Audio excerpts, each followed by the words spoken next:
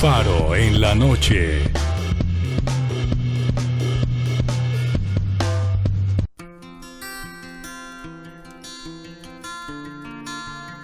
El 25 de agosto del 2014, el canal Cristovisión tuvo la fortuna de conversar con el presidente que estuvo al lado de un santo durante los 7 días blancos en Colombia. Belisario Betancur, político y expresidente de la República entre 1982 y 1986, nació de una familia humilde y numerosa en Amagá, Antioquia. Desde muy joven fue amante del arte, las letras y el estudio. Tuvo el llamado a la vocación sacerdotal y fue becado en el Seminario de Misiones de Yumaral. Sin embargo, el derecho y la arquitectura ganaron el pulso sobre la religión y el tiempo inclinaría la balanza a favor de la política. En 1963 fue nombrado ministro de Trabajo en el gabinete de Guillermo León Valencia y entre 1976 y 1978 fue nombrado embajador de Colombia en España. En 1982, tras haber sufrido 3 derrotas electorales, Belisario Betancur fue elegido presidente de la República. Su mandato, que se prolongó hasta 1986, se caracterizó por la clara voluntad de erradicar la violencia. Hoy en Faro en la Noche reviva al erudito conservador en una entrevista donde saca lo más puro de su corazón y muestra su devoción a la Iglesia Católica. Belisario Betancur, el presidente de los 7 días blancos.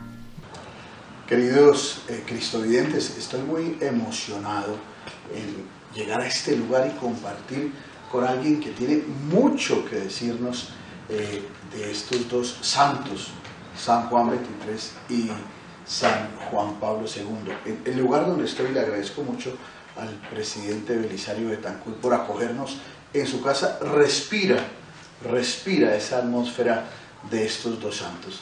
Presidente, muchas gracias por estar con nosotros y acogernos en su casa. Padre Zambrano, muy honrado de su compañía, muy honrado, de veras. Para nosotros es una gran alegría poder compartir con usted, porque usted realmente es un pozo de sabiduría y no lo decimos con ánimo de ser presumidos, sino porque es que realmente las palabras, las acciones, el servicio que usted ha hecho a nuestro país es realmente maravilloso. Y ahora que nos acercamos a estas dos figuras, pues tienen mucho que decir. Usted me decía, por favor, no me vaya a preguntar cosas que yo sueño presumido, pero es que no, realmente no hay por qué sentir que cada vez que el doctor Belisario Betancur habla es presumido, al contrario, es compartir esa experiencia magnífica de estos dos papas. Se acercó usted y conoció la figura de Juan XXIII y de Juan Pablo II. Empecemos con la de Juan XXIII. Pues Padre Zambrano, es muy conocido mi itinerario existencial. Una familia campesina, por determinadas situaciones, fui a dar con mi humanidad al Seminario de Misiones Villarromán al norte de Antioquia. Y allá se trabajaba la tierra físicamente, porque se preparaban misioneros que tenían que aprender a cosechar la tierra y a producir sus alimentos. Y las humanidades eran también muy, muy fuertes. Y allá estuve sin que en realidad hubiera sentido en ningún momento vocación sacerdotal. Y entonces de allá salí de una manera un poco abrupta, porque el padre rector, que era un jovencito salido del seminario de Santa Rosa de Osos, llamado Aníbal Muñoz Duque, Famoso cardenal, dio en la flor de expulsarme, ¿sí? Yo era su ayudante, pero así todo llegó el momento en que me dijo que, me preguntó, ¿y tú qué estás haciendo aquí si tú no tienes vocación de sacerdote? Y yo le dije, reverendo padre rector, eso mismo pienso yo, ¿qué estoy haciendo aquí? Pero en el fondo, ellos, los profesores, todos sacerdotes de la diócesis de Santa Rosa, repito, eran aristotélicos y escolásticos, y yo era socrático y platónico, y la cosa había ido en serio, porque los estudios humanísticos eran muy serios.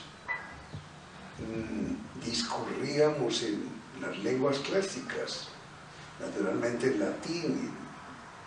El libro de uso diario era el Liber Usualis, por otra parte, en canto llano, gregoriano, en clave de fa. Mi tío, que era estudiante con muy buen oído, murió recientemente. Era el profesor de canto gregoriano. Y entonces llegué a la Universidad Pontificia Bolivariana, en la cual soy bachiller y abogado y profesor. Mi hermano Jaime, que murió hace pocos años, también estuvo en el Seminario de Misiones de Yarumán y también bachiller de la Bolivariana y abogado de la misma. Entonces, por razones políticas, durante el gobierno del general Rojas Pinilla, yo opté con un pequeño grupo que era llamado el Escuadrón Suicida, por un discurso mío. Opté por la oposición y no transigí en un solo momento. En aquellos tiempos del gobierno del general Rojas Pinilla, la Iglesia Católica Colombiana, la jerarquía, apoyaba el gobierno de Rojas Pinilla. Y yo no entendía cómo la Iglesia, portadora per se de la libertad, de la fe en la libertad y en la paz, podía apoyar una dictadura. Entonces perdí la fe de una manera torpe, tonta de mi parte. Atribuí a la Iglesia lo que era de unos especímenes de la Iglesia. En algún viaje que hice por el lejano oriente y fui a dar a Europa con el profesor Gutiérrez Sanzola y el profesor Fernández Jaramillo, fuimos a Tierra Santa naturalmente y me comporté con el debido respeto de alguien turista, curioso, pero no creyente, porque había perdido torpemente la fe. Llegamos a Roma en el momento en que se celebraba el Día del Trabajo Cristiano. El Papa era Su Santidad Juan XXIII. Mis compañeros, sí católicos y sí creyentes, me invitaron a misa. En aquella época no se decía la Eucaristía, sino la Santa Misa. Me invitaron a la Santa Misa de San Pietro, pero con mucho cariño y con respeto, porque sabían que yo había perdido la fe. Y fuimos a San Pietro. Y entró el Santo Padre Juan XXIII en la silla gestatoria. Y llegó el momento de pronunciar la homilía. Él no sabía hablar. Era un campesino que no sabía mover las manos. Las ponía contra la pantalla generalmente y las cruzaba de una manera equivocada, por supuesto. No era persuasivo con sus manos de orador, no. Su lenguaje también era muy elemental. Era un campesino.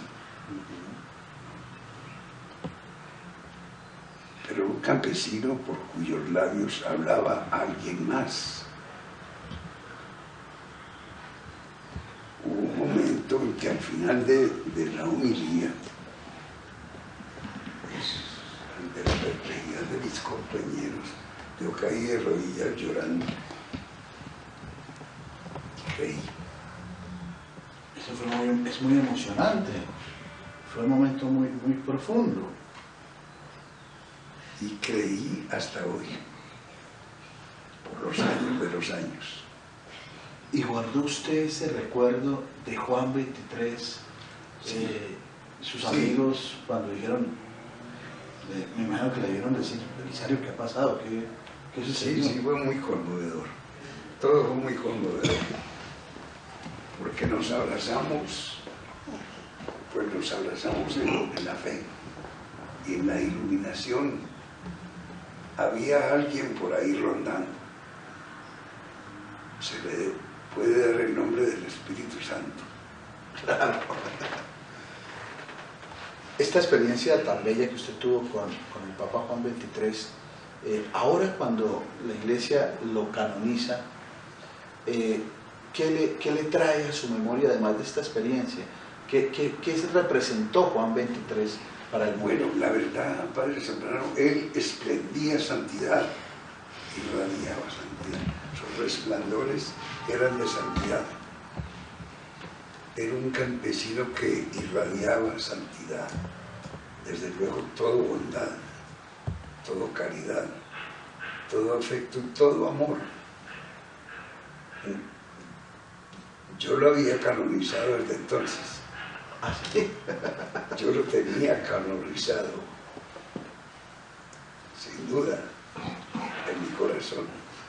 Juan XXIII vivió este proceso de ayornamiento de la fe, de abrir las ventanas de la Iglesia. ¿Cómo ese momento se sintió en el mundo, en nuestro país?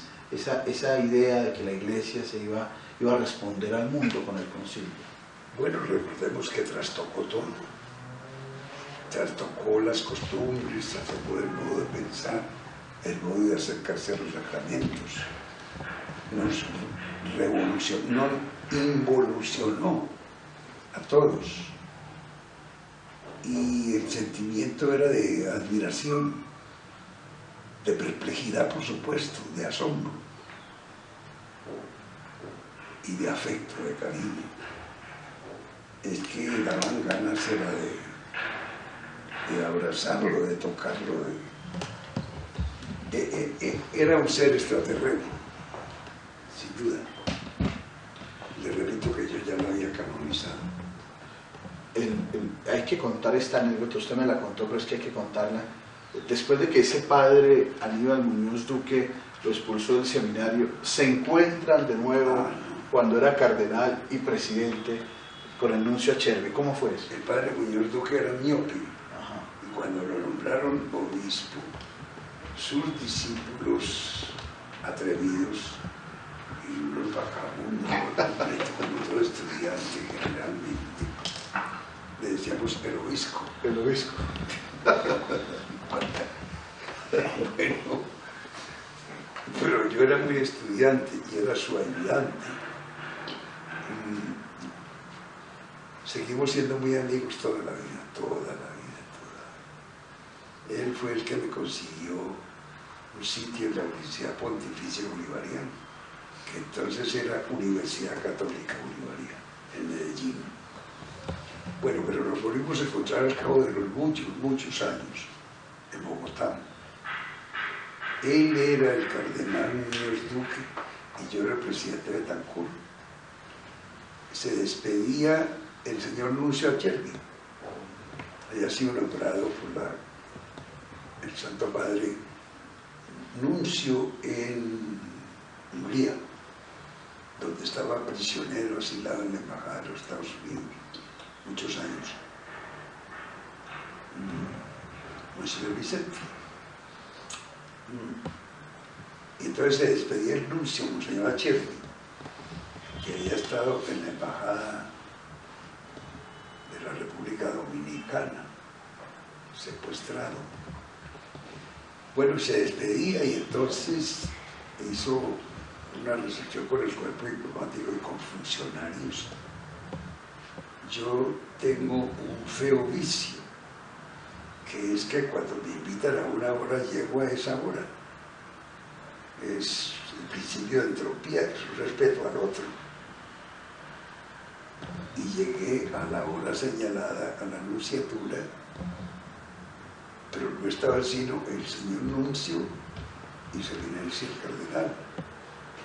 Entonces me acerqué a dialogar con ellos. En algún momento el señor nuncio, el señor Achervi, me dijo: señor presidente, he advertido en estos años de trabajo en Colombia que ustedes dos, el señor cardenal y usted, son muy amigos, pero viven peleando, discutiendo. ¿Qué pasa?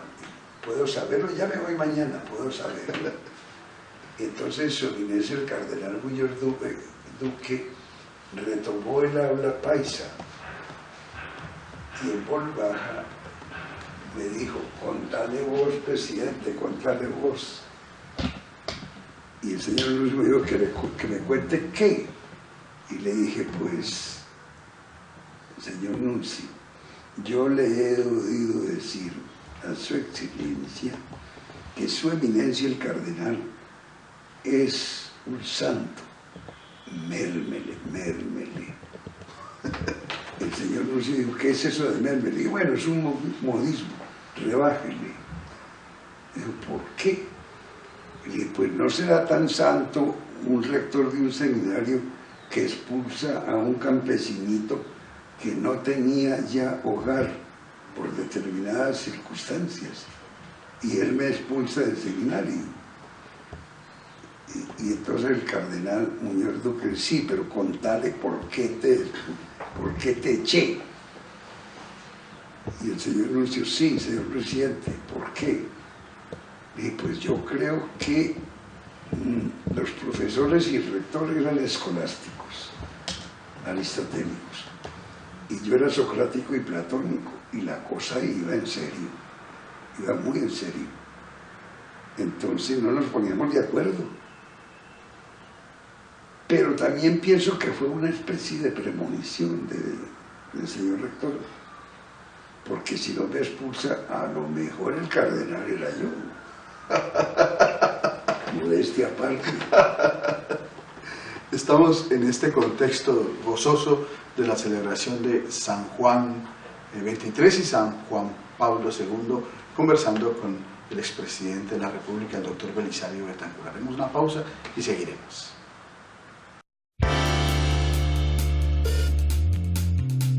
Ya regresamos con Faro en la noche.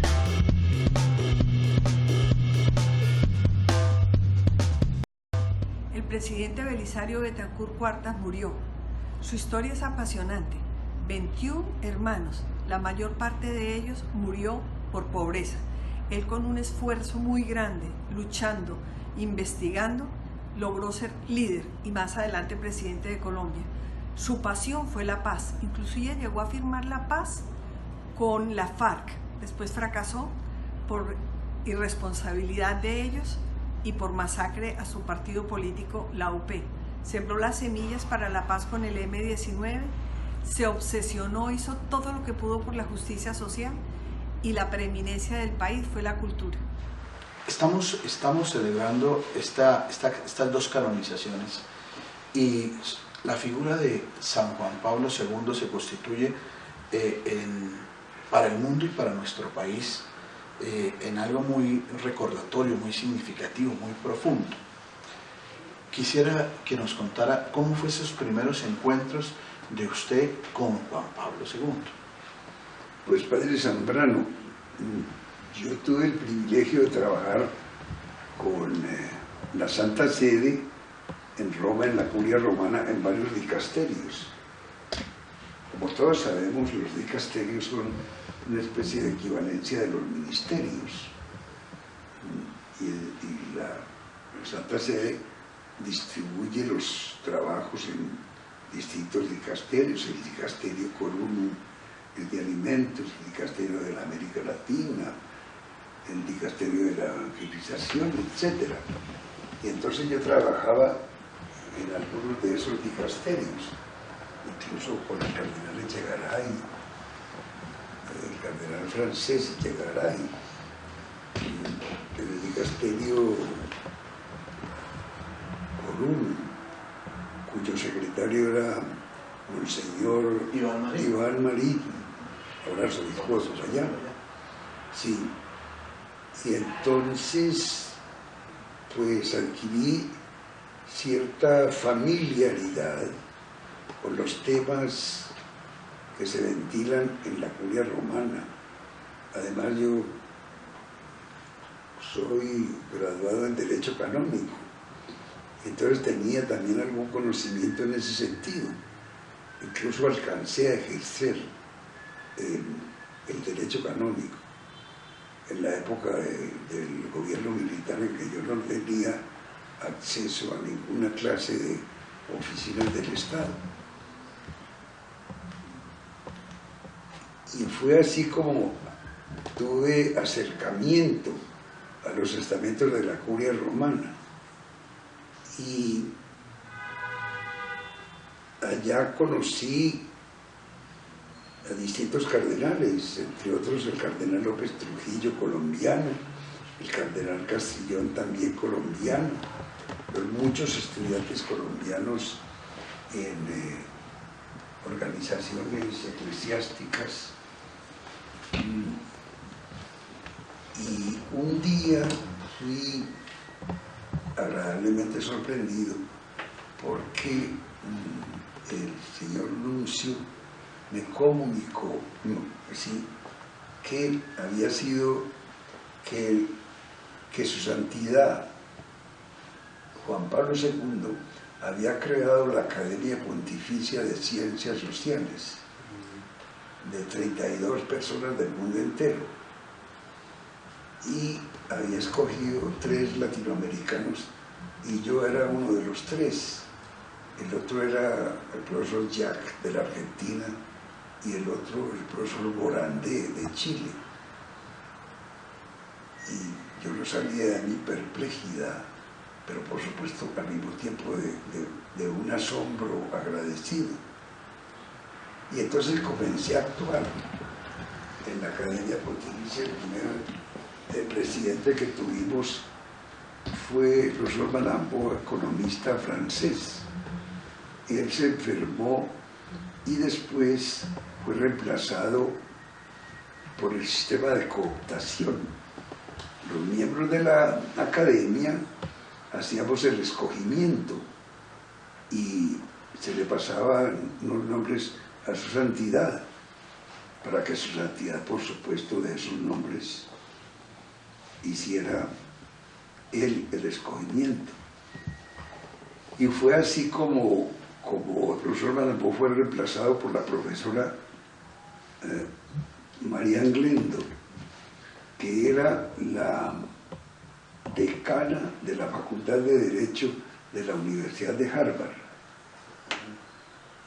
Ella era miembro norteamericano de la academia, y entonces celebramos que fuera una mujer, y una mujer académica, quien presidiera los destinos de la academia. Hace un breve tiempo, ella fue nombrada por el gobierno de los Estados Unidos embajadora ante la Santa Sede, embajadora de los Estados Unidos. Y entonces dejó la presidencia, por lo cual me encargaron a mí, el presidente de la academia. Eso nunca se supo en Colombia porque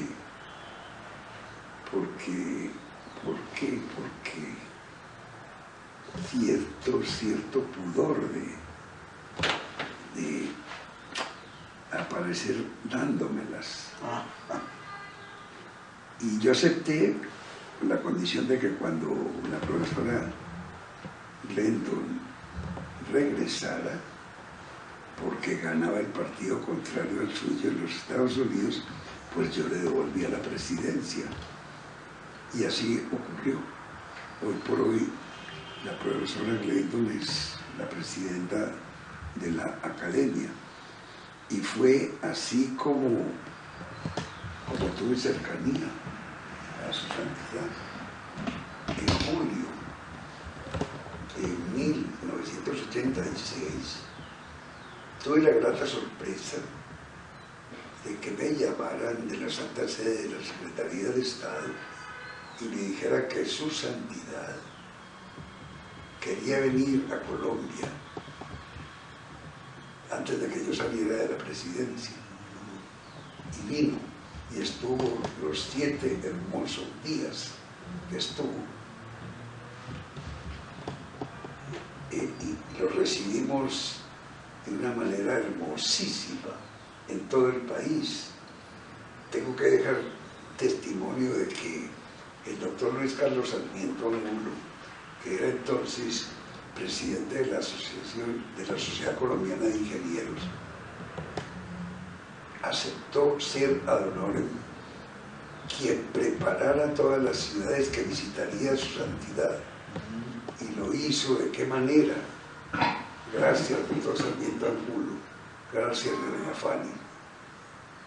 Lo hizo de qué hermosa manera, y entonces todas las ciudades abrieron brazos y corazón de par en par a su santidad. Quedan libros, muchos libros, en torno a esa visita verdaderamente iluminante. Esos primeros momentos del Papa aquí con usted, ¿cómo lo recuerda? Pues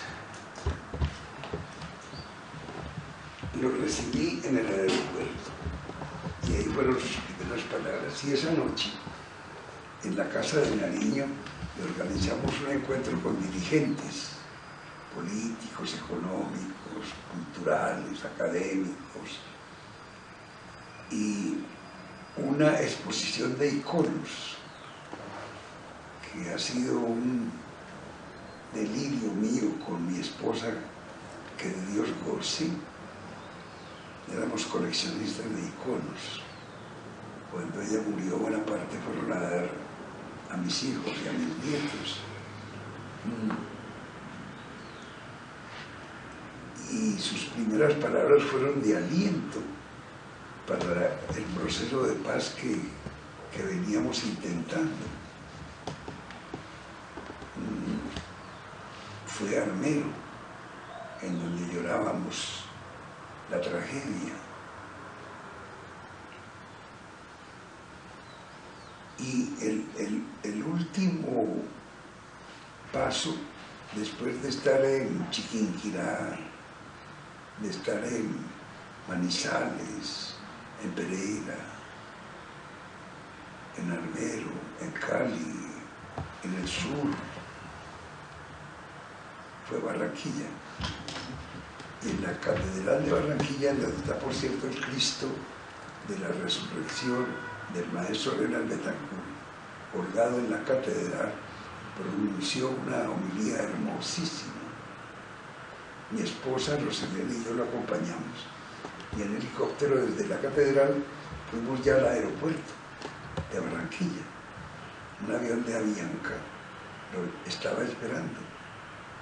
El helicóptero nos dejó a 50 metros del avión de Avianca. Entonces, mientras íbamos caminando hacia el avión, le dije, Santidad, ¿qué podríamos hacer en memoria de esta visita que para nosotros es un hito histórico? Y entonces me dijo, pues creen un centro de estudios de la doctrina de la Iglesia.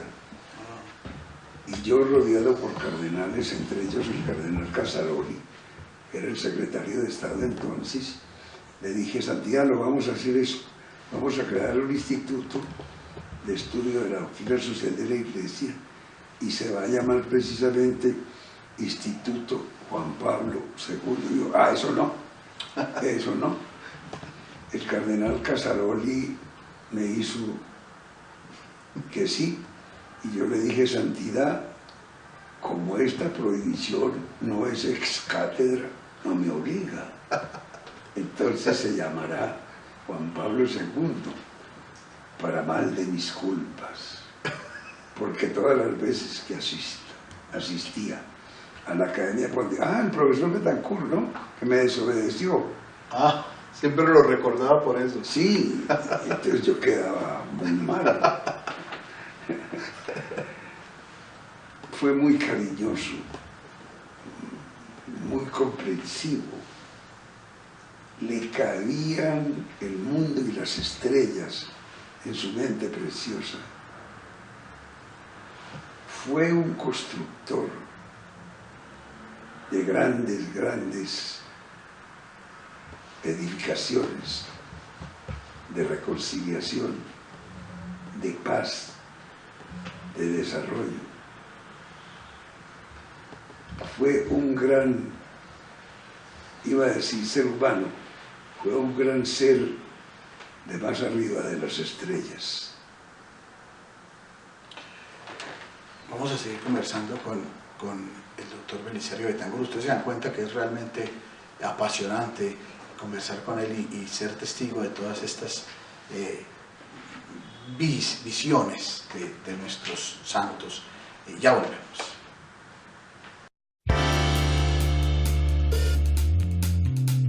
Ya regresamos con Faro en la noche.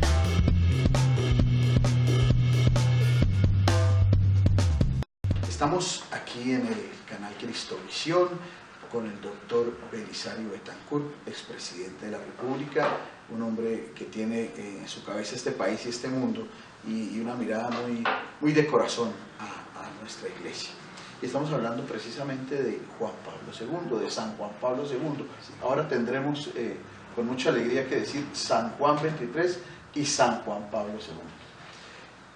Tuvo usted unos encuentros muy bonitos, muy cercanos con San Juan Pablo II. Compartamos otro poquito de eso, presidente. Pues Padre Zambrano, es que, como le dije antes, no me quiero dar ínfulas. Seguramente todos los que lo están escuchando dicen, por favor, déselas porque nos interesa conocer eso. Mi gran maestro frente a la curia romana y a la Santa Sede es el profesor Guillermo León Escobar, que es maestro de maestros. Pues ocurrió que su santidad convocó el Santo Sínodo, obispos, arzobispos, dignidades de la América Latina y el Caribe. Y la reunión fue en la Domus Santa Marta, en el nuevo recinto, al lado de la Domus Santa Marta, en el Vaticano. Y entonces éramos algo más de 400 personas. Yo asistí con mi esposa Rosa Elena,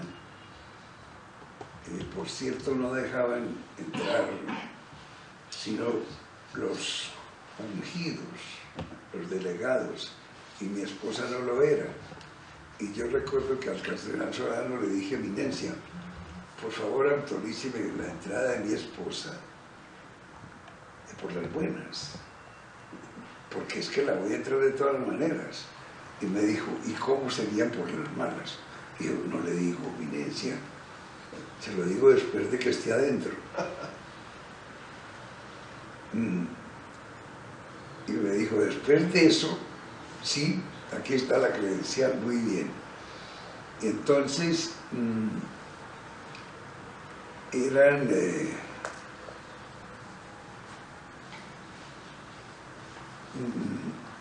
grupos de 10 personas que su santidad invitaba al almuerzo, invitaba a la cena.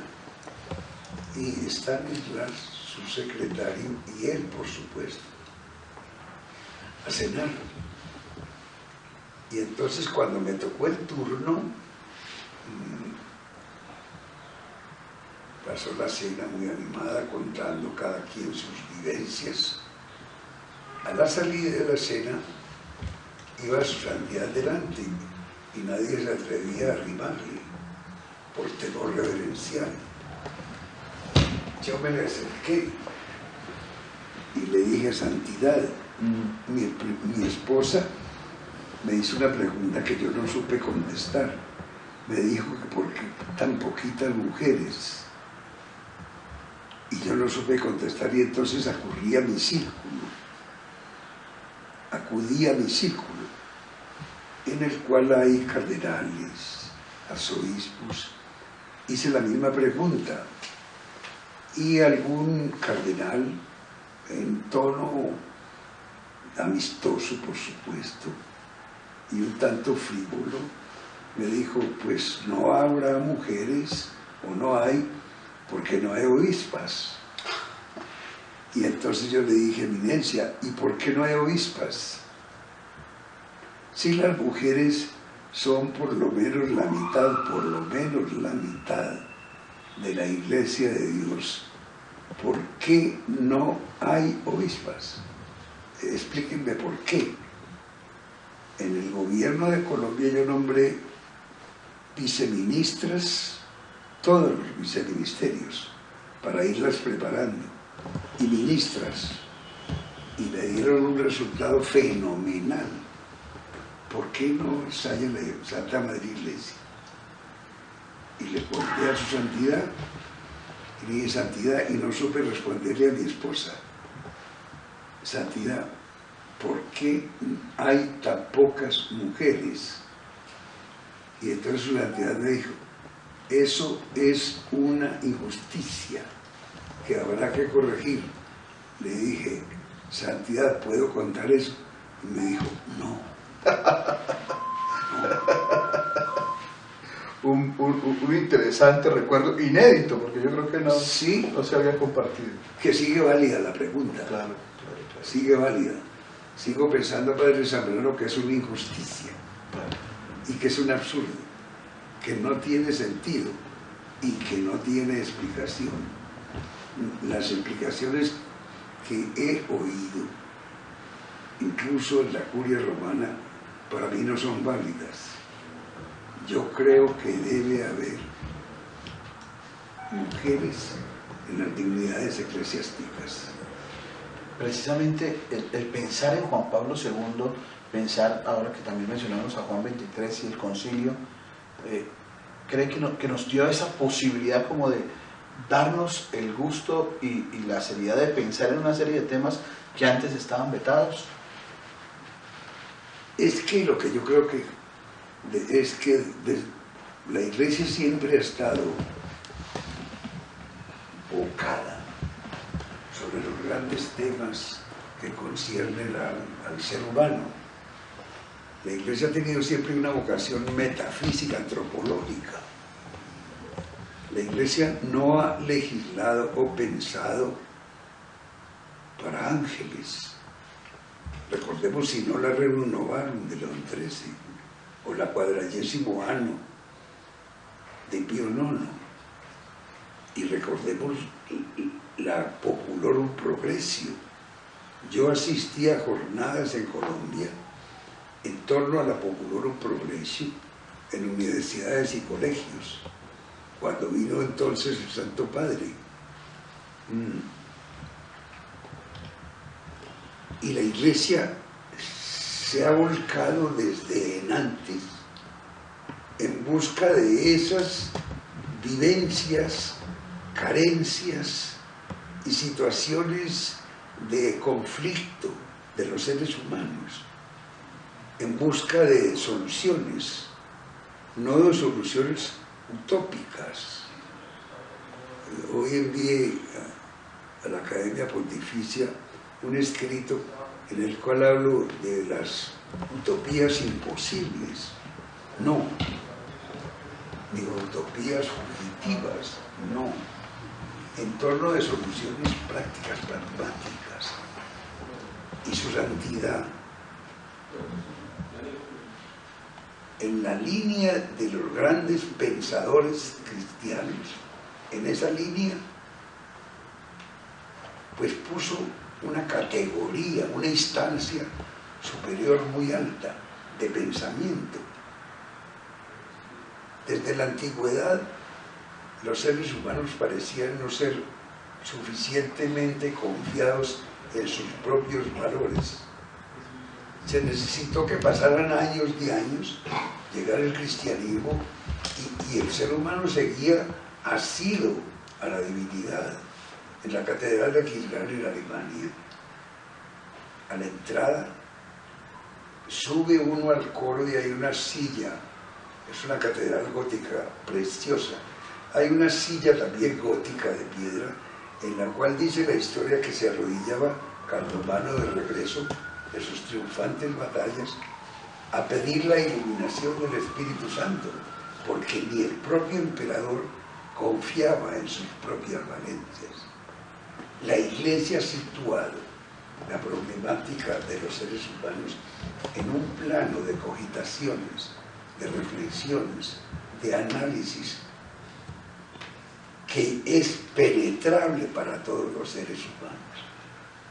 En algún momento, en la Academia Pontificia entraba con el padre Yannick Calvé, jesuita, y le dije, padre, se lo presenté a unos profesores europeos, les dije, miren, el padre Calvé que ha publicado 60 libros contra el marxismo, y él inmediatamente me corrigió, profesor Betancourt, no, en torno al marxismo.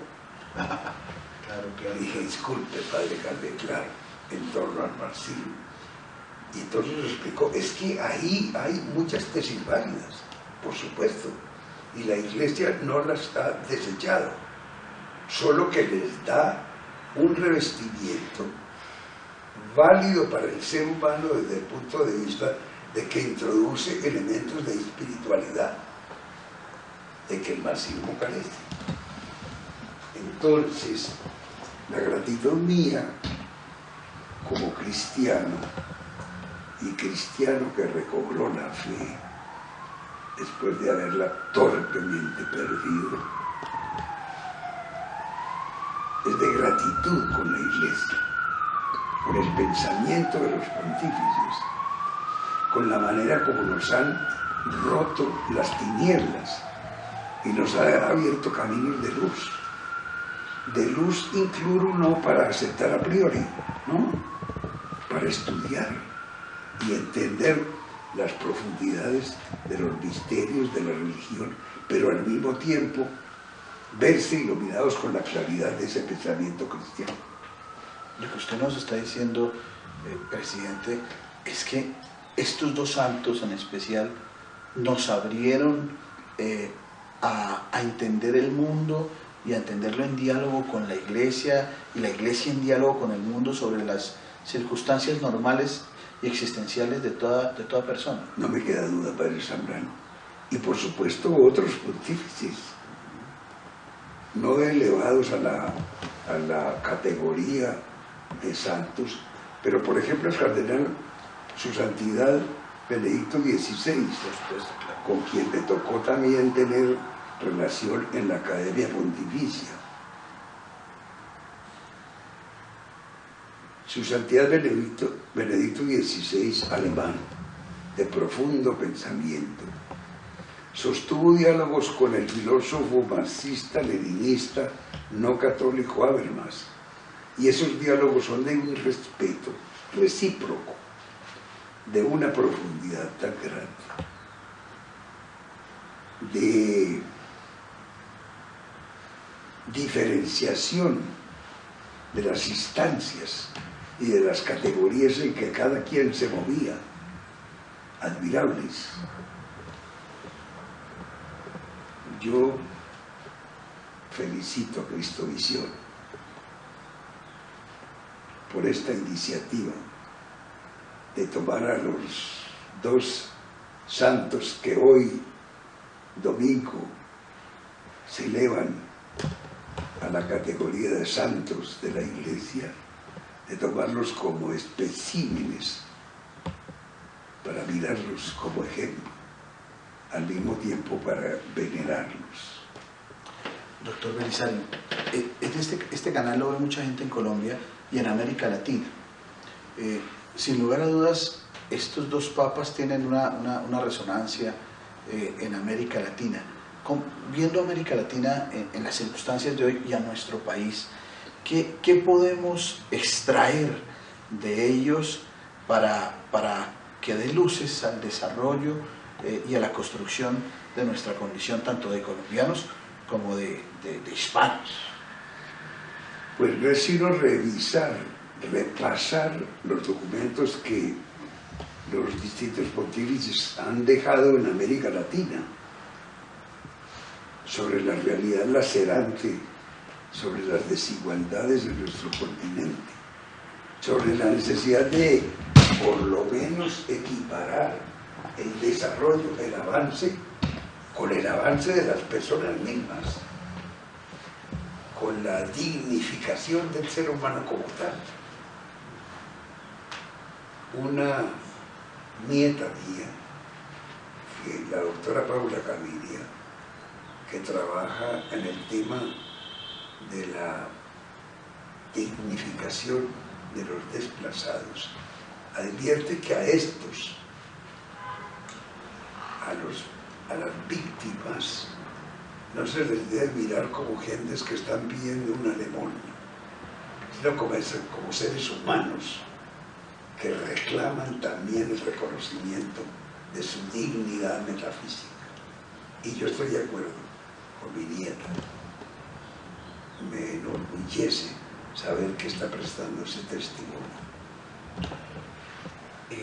Para terminar, hay un regalo muy hermoso que le dio el Papa Juan Pablo II, San Juan Pablo II, y que recoge muy bien ahora estas conclusiones que usted nos está dando, y es una imagen de la Virgen. Ahora la estamos viendo en pantalla. Sí. Hablemos Sí. para terminar esta historia, porque recoge muy bien, yo creo, Sí. todo este cariño de los papas. Padre Zambrano, existe una organización mundial en torno a la Virgen de la Ternura, que es un icono, se puede decir también ícono, porque viene del griego icon, en la Galería Tretiakov en Moscú. La historia o la leyenda dicen que ese icono, que fue pintado por André Rublev, un celebérrimo pintor ruso, que lo pintó, es un retrato hablado de la Virgen de la Ternura, del que hiciera San Lucas, que era pintor y que era un intelectual. Y esa Virgen de la Ternura a mí me ha ofrecido siempre mucha ternura, según su nombre. En mi escritorio, en mi oficina y en mi casa hay unas pequeñas reproducciones de esa Virgen que está en la Basílica de San Marcos, en Venecia, en la nave izquierda al fondo.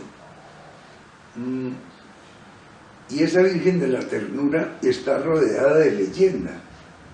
Dicen que cuando Genghis Khan iba a atacar a Moscú, los moscovitas lo que hicieron fue que sacaron el icono y que las tropas invasoras retrocedieron ante el icono.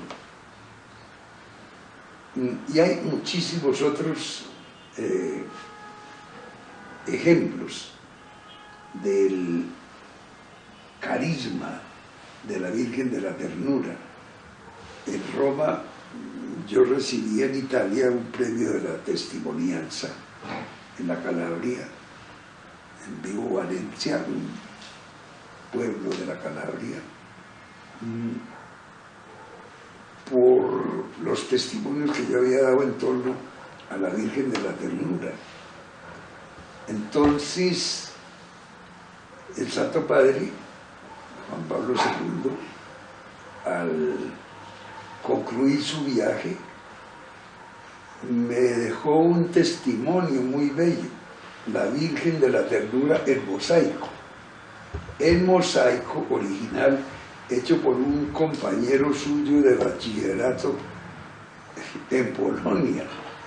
Yo fui en una de las sesiones de la Academia Pontificia, fui detrás de la Vía de la Conciliación al taller de ese compañero de su santidad, ya también entrado en años, y le di las gracias por el mosaico tan hermoso. Cuando lo recibí de su santidad, le di: santidad, este mosaico se queda en Palacio, todo lo que entra a Palacio se queda aquí. Me dijo: no, este es un regalo familiar, es para su familia. Y entonces ese mosaico está en mi casa. Sí, Ahí lo estamos viendo ustedes en esta entrevista, este conversatorio, ustedes lo han visto. Es hermoso realmente, es es hermoso. hermoso, es muy bello. Presidente, pues le agradecemos muchísimo porque en esta fiesta tan grande para todo el mundo, usted nos permite también abrirnos su corazón y su experiencia que enriquece tanto nuestro país y a todos los cristovidentes. Muchas gracias por acogernos y el canal Cristovisión en su casa. Muchas gracias, Padre Zambrano. Felicitaciones por el canal Cristovisión. Están así cumpliendo una tarea muy hermosa. Muchas gracias, presidente. Y a ustedes, queridos cristovidentes, les agradecemos. Quédense con nosotros celebrando todos estos acontecimientos en el tiempo de Pascua, donde está el Dios de la vida presente. Gracias por ver el mundo con los ojos de Jesús.